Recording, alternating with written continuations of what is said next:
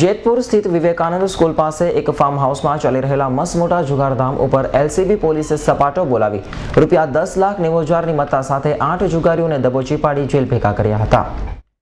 જિલ્લા પોલીસ વડા વિશાલ વાઘેલાને મળેલી બાતમીના આધારે એલસીબી પીઆઈ વિક્રમ રાઠોડ અને પીએસઆઈ વાઢેર અને સ્ટાફના માણસોએ બપોરના સમયે જેતપુર શહેરના વિવેકાનંદ સ્કૂલના ઉમેશ કોરાટના ફાર્મ હાઉસમાં છાપો મારી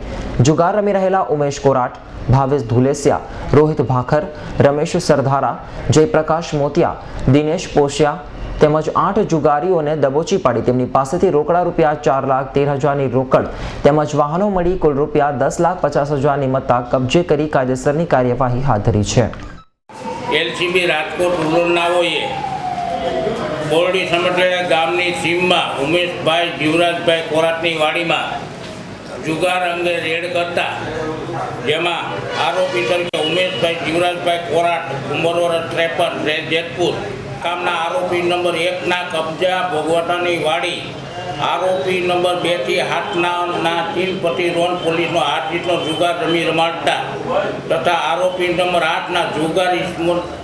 જુગારિયા ઈસમોને સગવડતા પૂરી પાડવા તમામ પાસે ગંજીપાનાના પાના નંગ 22 તથા પટના રોકડ રકમ કુલ ₹4,62,000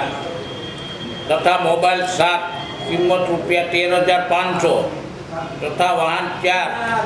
કિંમત ₹6,15,000 મળી કુલ ₹10,90,500ની રેડ કરેલ છે।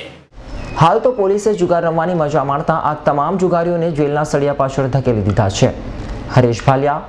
S9 news, Jetpur.